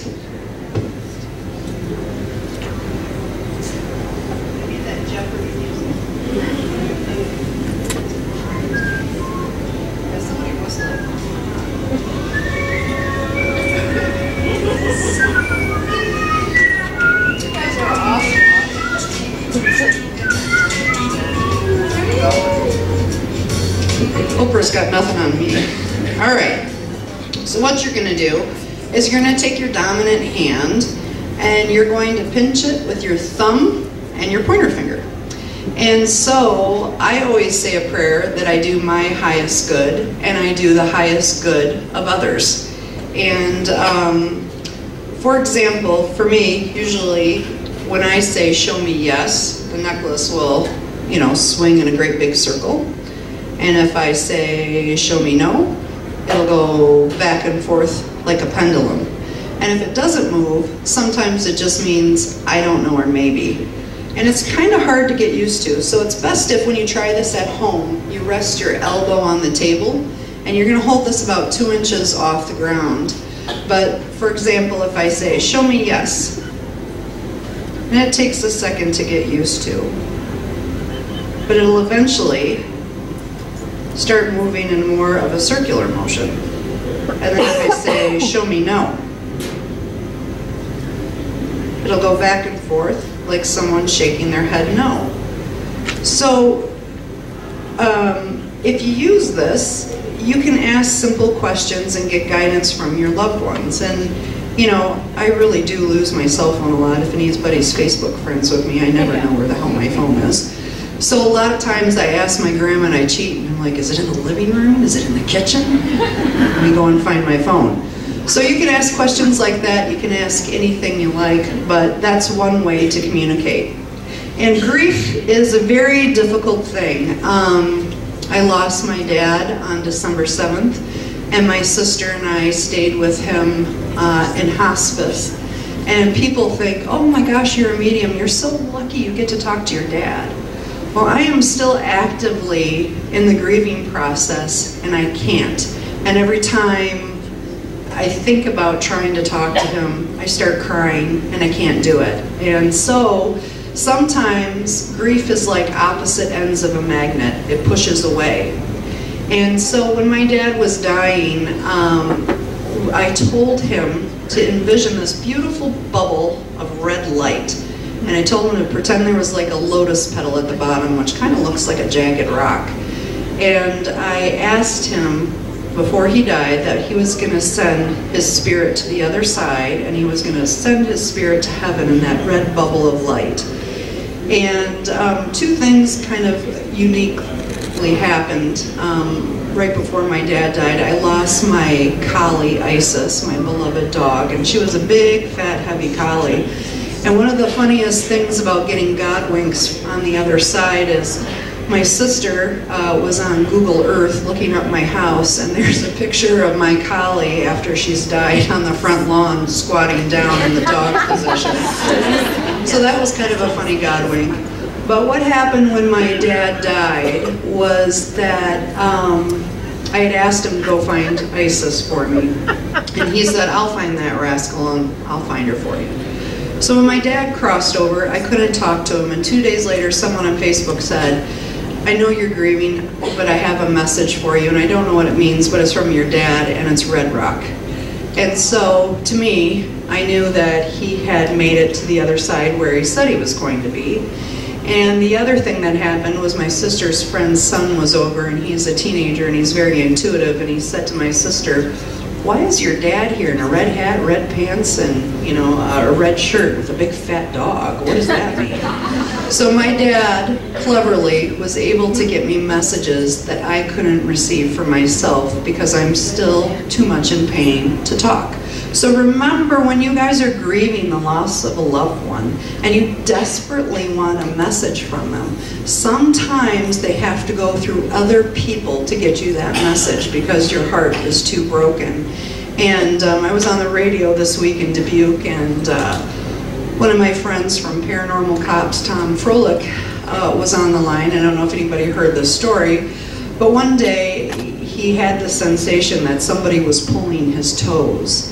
And he thought his kids were doing it, they weren't, and it just really freaked him out. And I was over at his house, and he said, Moriah, do you know who's pulling my toes? And I said, well, it's some guy named Bud. And I said to him, you know, he's got a Cubs shirt on, and he watches the Cubs games with you in the backyard. And he's like, huh? He's like, well, I do watch the Cubs games, but I don't know anybody named Bud. And he asked everybody in his family if they knew who Bud was. Nobody knew who Bud was. And then his best friend from 3 houses down the street called him one night in kind of a panic and said that he and his kids were sitting in the front of the computer screen, and they saw a hand reach out, and they all visually saw it. And so his friend said, you know that crazy medium, right? He's like, yeah, I know the crazy medium. He said, can you call her and ask her what that hand was about? And so I said, when he called me, well, that's Bud. And he's like, oh God, Bud again. Well, his friend Dave came over to his house and said, did you find out any news? She said, yeah, it's some guy named Bud. And he said Dave's face went white as a sheet. And he said, my grandfather's name was Bud, and we buried him in a Cubs uniform. So, what happens? Sometimes when you get messages, they might not necessarily be for you, but they may be for someone that they know how to get messages through to. So just remember, when you're actively grieving, you might not get immediate messages for yourself, but you might get them from friends, you might get them from neighbors, you might get them from complete strangers on the street. So that's always something that is very interesting that comes forward. So anyway, I'm going to talk to some other people that are kind of waiting in line. My goodness, there's quite a few coming forward. But there is a blonde gentleman that is coming forward who's fairly tall. I would say he's probably 6 foot, 6'2". He's a little bit more athletic build, where he's a little bit more full in his neck and arms, but he's kind of, I think, feeling guilty about his death, and I think that he crossed over too soon in life. And I know that he's got messages for people that he left behind, but I think there's some amount of guilt about his death. So I don't know if it was accidental or what happened to him, but I think it was misinterpreted or something went wrong. But he has a pretty sunny disposition. I think he's pretty a regular guy, and I think that nobody was anticipating what happened, or people didn't understand what was going to be coming forward. But it looks like the left side of his chest, abdomen, and intestine is lit up. And I think that he has quite a bit of apologies, because I'm not certain if he had children and maybe didn't pay attention to them or pay support for them, but he's got quite a few apologies. So I don't know if he is making sense yet, but this gentleman's coming forward. Anybody know who he goes to? Oh, yes, he does. Come on up.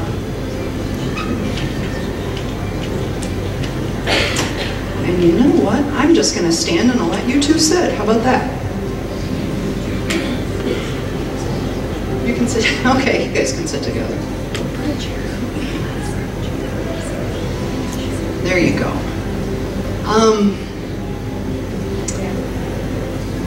I think sometimes he feels like he could have too short of a temper sometimes, or be growly when he didn't mean to be. And I think that he never wanted anybody to feel like he was irritable, or he didn't want to have anybody always think of him as being upset. And I think he certainly didn't want to leave his children, or he didn't want to abandon his family. And I think that he feels like there are a lot of choices he made sometimes that didn't make the best sense, because he thinks like he kind of, I understand, he would do what he wanted and then ask for forgiveness later. Like he thinks it was easier to ask for forgiveness than permission. So he never meant to be hard to deal with, but I do think he was funny, and I think that it was probably hard to stay mad at him for long, because he has this very charming quality about himself where I don't think people could stay mad for long. But he's got a lot of messages here. And I'm not certain why he feels like he has to apologize to you first, but he does. And I think that he feels like he never wanted you to feel like you had a broken heart. He never wanted you to feel like you had to be apologetic. And he doesn't know how to wipe the slate clean so that you know he's not upset, and he wants to understand that you're not upset, and that it's just about missing him or loss, and that you don't feel hurt feelings or you don't feel heaviness. He just wants to make this right with you. And I think that he thinks that you're Superwoman. And he thinks that anything that you put your mind to, you have an amazing way of fixing everything. And he's showing a symbol of like 1,000,000 holes in a wall, and there's water running everywhere. Somehow you plug each one of those holes every single time. And he doesn't know how you do it.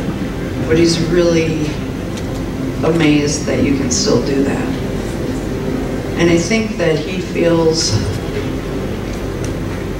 you've got a set of fans on the other side, and people are cheering for you, and you don't have to throw the towel in, or you don't have to give up. He wants you to know it's okay. It's really okay. And I think he wants to thank you for being so supportive to her. And he feels like you need to have gratitude, and you need to have a sense of thank you. And I think that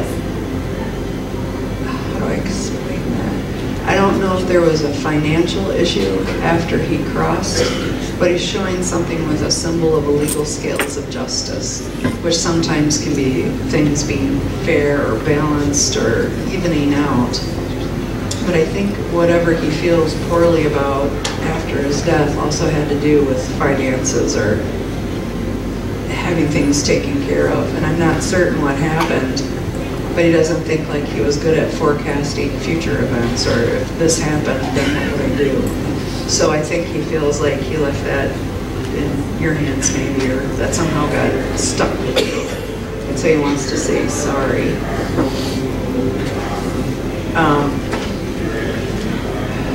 I don't know if he's saying something,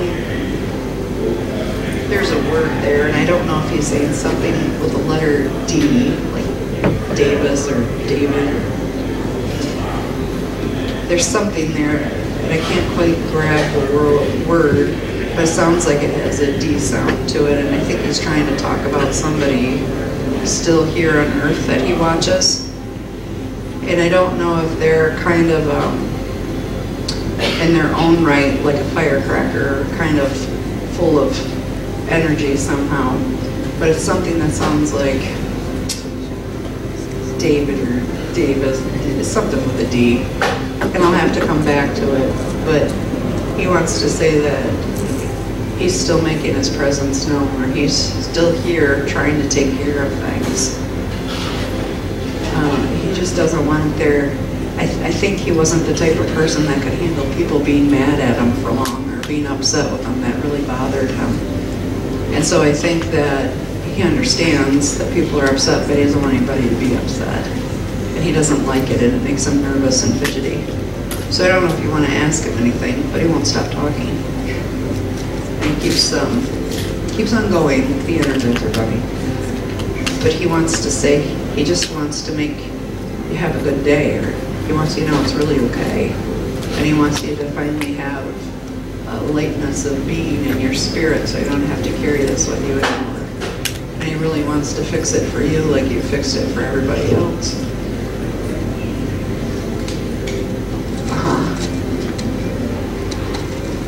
Yes. So whatever the D sound is with the person here on earth, he's there all the time. And so he promises things are getting better everywhere. And so he wants you to know that you can trust that it's all going to be okay. And that's his promise from heaven, from him to you. And he wants you to know he's sending you nothing but unconditional love. And he hopes you're not mad. So maybe tell him that you are not mad later on. You don't have to, but sometimes when spirits ask for forgiveness, when we forgive people, that doesn't mean we like them. It doesn't mean, we accept what they've done. But somehow when we forgive people, they stop living in our life daily, and we can move forward. And when we're still angry with someone, or they've still upset us, they still live in our life every single day.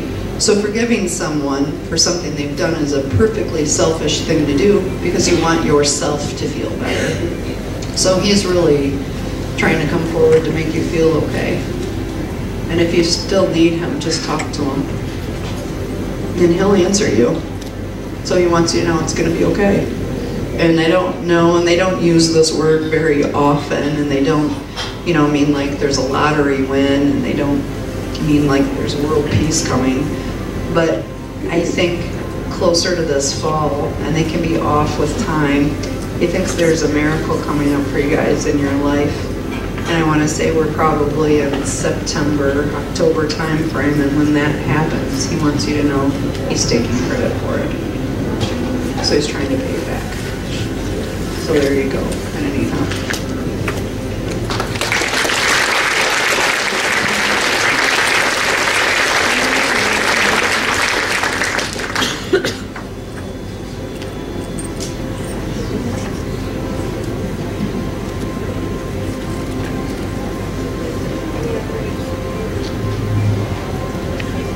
Said that was her uncle, and he died when he was 39. So, oh wait, yeah, glad Gladys, get them out of there. Or I'll do it. Come back. Oh, there we go.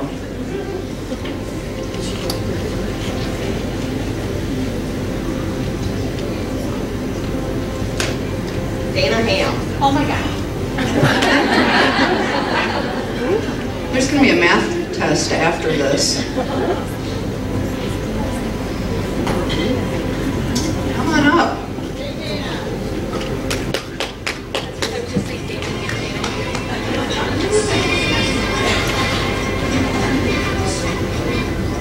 Hi. How you doing? All right. Well, let's see. My goodness. Well, there are about 6 people coming forward, which is a lot for one person to have. And there's some younger people that are there with you as well. And that's always hard when there's loss of that nature.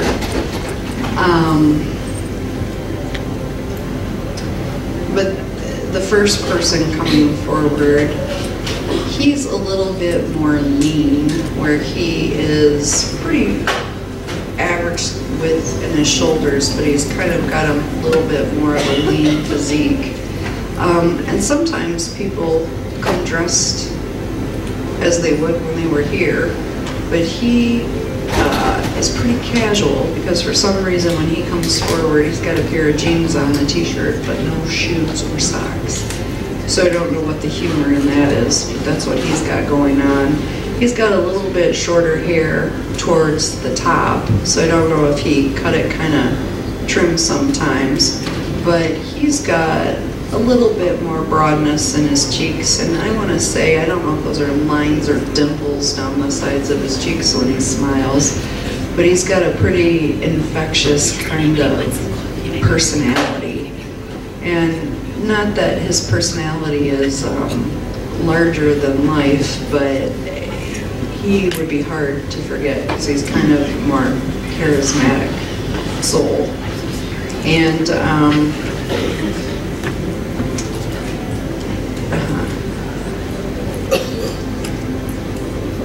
yeah, I gotcha. I understand.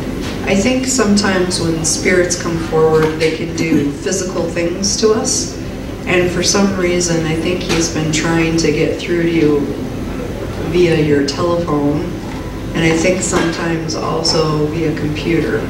So if you've been having a lot of electrical issues or things are malfunctioning, I think you could safely blame him. But he doesn't know how else to come forward. And I think that he feels like whenever anything goes wrong in your life, sometimes you're pretty quick to take the heat or think it's something you did, or you think that everything comes back to you. And I think he wants you not to be so self-critical. He doesn't want you to be so judgmental. And I think that he feels like in your younger years, he thinks you knew how to go out and enjoy yourself or have fun. I'm not certain if he's talking about bars or if he's talking about barn parties. But he feels like you gotta get into the routine of being yourself again. And I think that he feels like you don't have to be a specific age to enjoy yourself and listen to loud music and move it up. So I don't know also if you ever want to go rafting down the river with a group of people and you want to have some kind of memory float. And I think he's talking about inner tube floats. He thinks this is a great start. And I think that for whatever it's worth, he really enjoyed summertime. And that seems to be where all of his happiest memories go to. And I don't think he feels like he was exactly the most responsible person in his life sometimes. And it was kind of like easy come, easy go. Hey, we're going up here. Okay, I'll go over there. Like he feels like he was a feather in the wind. He sometimes went wherever the wind blew him. And I think sometimes when people look at their life, they think they had a lot of sadness or a lot of upset, or they wish they could change things. But for whatever it's worth, he really loved his life, and he liked it just the way he was. And he really thinks that he was happy. So he doesn't want everybody to think that he was, like even though his life ended too soon, he was genuinely happy and thinks he lived 10 lives in that life. So he really is proud of when he was here. Now, he wasn't always level-headed or respectable, but he feels like he had it good. And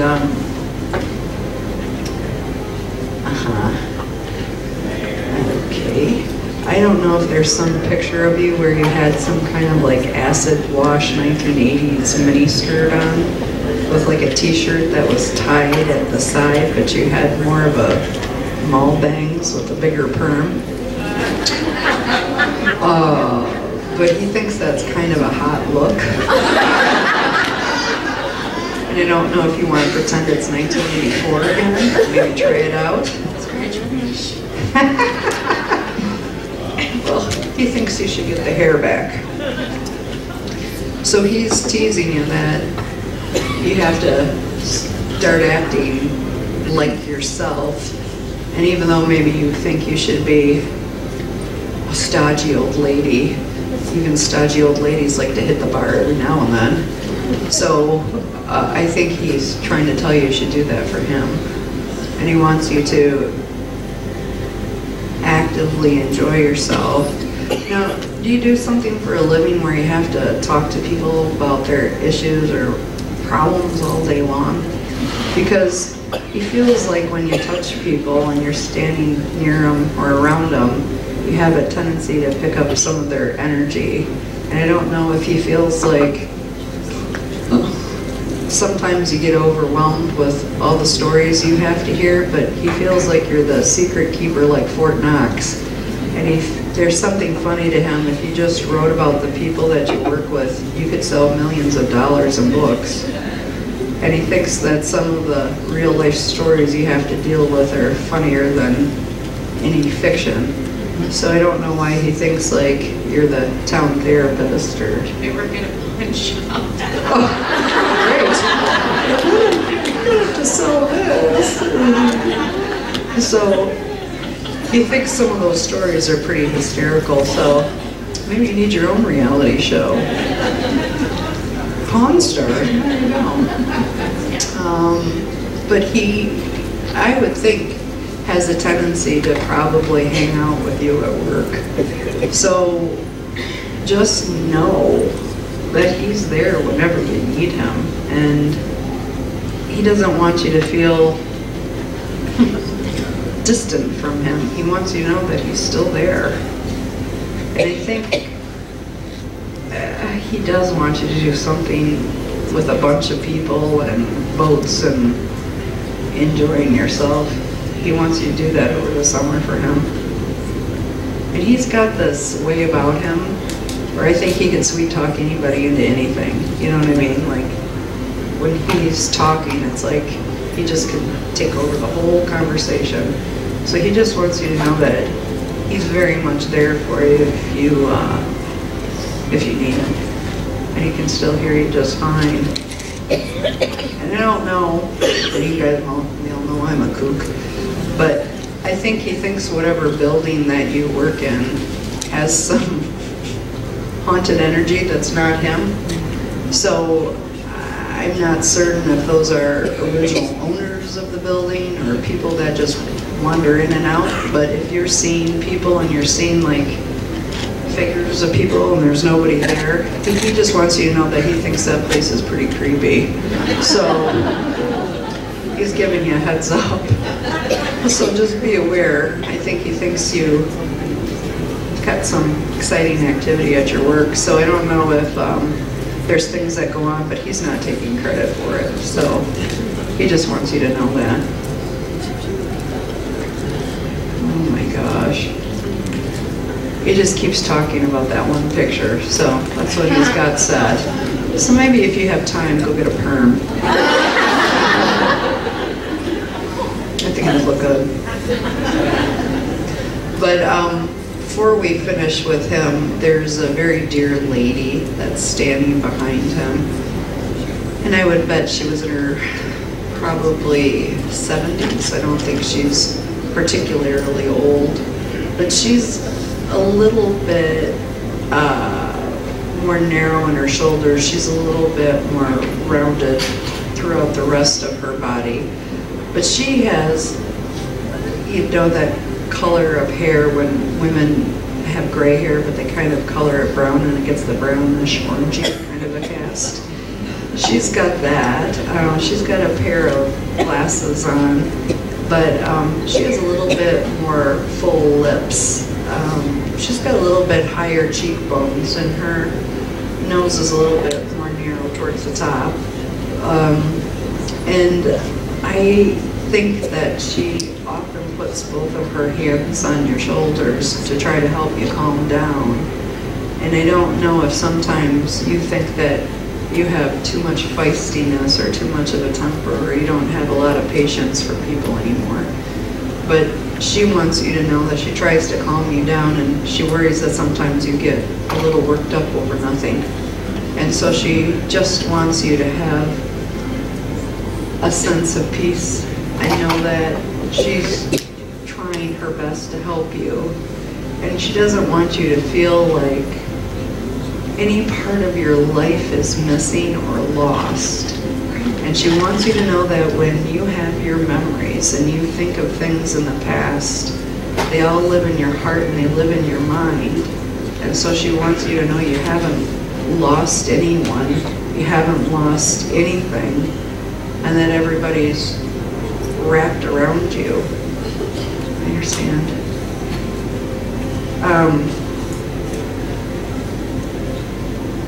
She said, and I quote, "You're tough as nails," and that's just fine with her. But she thinks that everybody that knows you knows that you're all bark and no bite. And she feels like you've got a heart of gold. And so she wants you to know that's the thing she's most proud of you for. Because if you really, to know you is to love you. And she thinks that your loyalty to people and your friendship to people is what matters most. And so she doesn't think it's what you do for a living. It's not what kind of house you have. It's who you love and how well you love them. And she thinks you get a gold star there. So she keeps calling you her beautiful girl. And she just leaned forward and kissed you right on your forehead. And she wants you to know she's still here for you. And she loves you. And so she doesn't want you to feel despair. And if you really need her, all you have to do is ask with your heart and she'll instantly be there. And so sometimes when she comes forward, a lot of times spirits, to me anyway, when I see them with my physical eyes, look like little pinpricks of white light or little blips of glitter. She comes forward to you quite often as like little pinpricks of white light. So she wants you to know that's her spirit, and she loves you. Yeah. But we all know we love him better, so that's all right. So he just wants to make sure.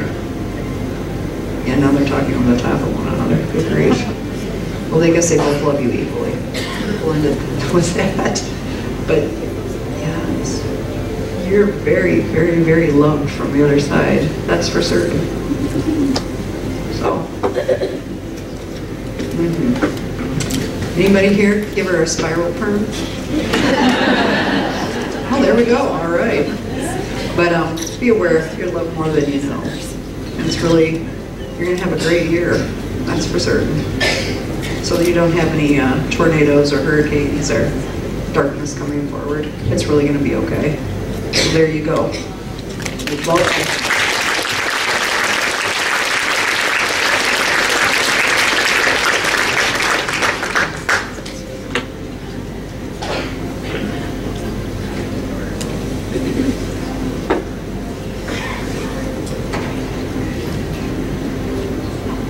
She just wants to say that was her son's, her friend's son. He was killed in a car accident. She was there. She was the EMT when he died. Okay. All right. Well, now I'll take questions from the audience. I wish I could give more readings, but I don't have time for that. But if you have a really odd question or a spiritual question or something that's been bothering you and you want to know the answer to it, I'll do my best to answer. Laura will be back with the mic. Or Chad. Straight back here. Okay. Okay. Alright, I don't want to be weird here, but I see sparkles all the time, daily, all the time, and I just want to know, is that something with my eyes?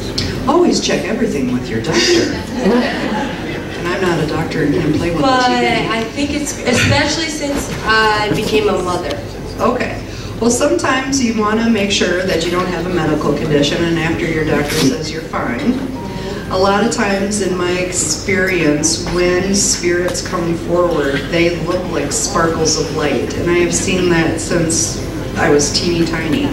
So to me, that would mean that you're getting visited by spirits, but to an ophthalmologist, maybe you have glaucoma. I'm not sure. So I would just get that checked out, get a clean bill of health, and if you got that, that's spirits coming to you. Okay, but your sparkles, are they one at a time, never multiple? I only see When I one. see, sometimes I'll get one flash of light, and then sometimes I'll have like 20 or 30 all in my face. Okay, I only ever see one at a time, only, never more, and they're always from my peripheral. Yep, that's how they look. Okay, forever I've seen them, but especially. But you're still weird though. I'm very weird, I know that. Just so you know. Thank you, thank Bye. you.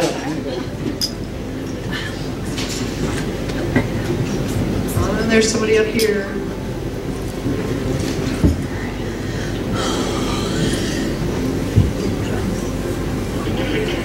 I just wanted to ask, do children have souls that come to you, like if they were lost at birth or before birth?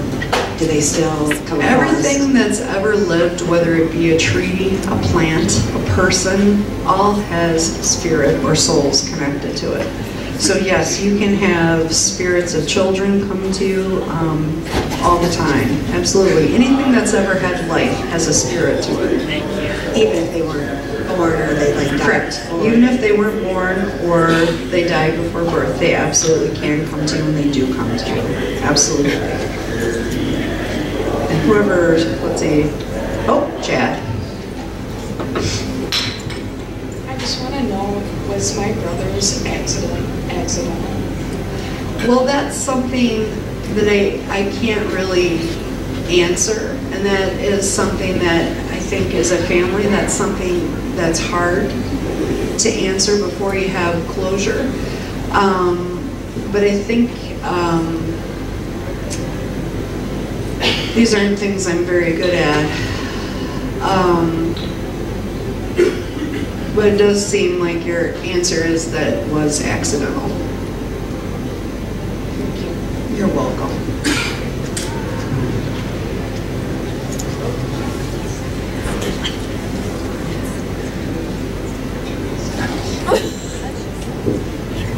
Okay, if you touch a door, Uh-huh. you know, it's cold, Uh-huh. at 2 or 3 in the morning, are you getting paid a visit? Okay, that's a very good question. When I worked on Paranormal Cops with our 4 Chicago police officers, we found that the most activity that would happen to us on investigations, for some bizarre reason, happened between like 2:15 and 3:15 in the morning. And when spirits come forward, I think because we've all seen movies like Poltergeist and Amityville Horror House, we think everything that feels different can be a little bit scary. And so when spirits come forward, they can feel cold, they can feel dense, almost damp. And a lot of times I know when spirits come forward because it feels like a cool breeze. So absolutely, one thing that we did is that we had a temperature gauge with us. And when you walk into a room, you can shoot the ambient temperature in the room, go to all the corners, and then average it out to whatever the room temperature is. One night we were shooting an episode, I think we were in, gosh, I can't remember, we were in a Chicago suburb. And we were in this building, and I can't remember the exact numbers, but let's say the temperature in the room was 68. And we had shot the entire perimeter. A spirit came forward. I started talking to this person who turned out to be a Chicago police officer that was killed on a motorcycle. The temperature of the room dipped down to 28 degrees. And that is on film. We absolutely have proof of that. So yes, temperature decreasing can be a spirit. Now that doesn't mean that there's any negativity or anything malevolent about it. It's just that spirits have a tendency to be more dense. So yes, that can happen. Moriah back at the booth. Okay. Yes, I would like to know. My husband has passed away. And does he see me when I'm making out with other guys? Well, he might like that, maybe. I don't want him watching, but... Yeah, spirits don't really care if you're in the bathroom or bedroom. You know, if I die before... I want to get my groove on, that's what I'm saying. Well, you know, if I die before my sister, I promise, wherever you are, Marty, I'm not watching you in the bedroom or bathroom. You can count on that. But they don't perceive us that way anymore, so that is not important to them. They want us truly to be happy, so if getting your groove on makes you happy, then they want you to get your groove on. All right, and then one last question. Do you feel that using a message board is an appropriate or safe way to communicate with the other side? Well, I used a Ouija board in high school, and it told me I was going to marry the man of my dreams, and his name was going to be Opie. I'm still waiting for Chad to change his name. I don't think tarot cards, angel cards, or Ouija boards are evil or bad things. I think it's the reader. And I think you can have a completely positive experience with one, or you can have a negative one. It's all based on perspective. So if you have love in your heart and you're grounded and in a good place, you're going to have a positive experience. But if you're afraid of it and thinking, oh geez, I don't want to talk to Uncle Fester, well then Uncle Fester will come through.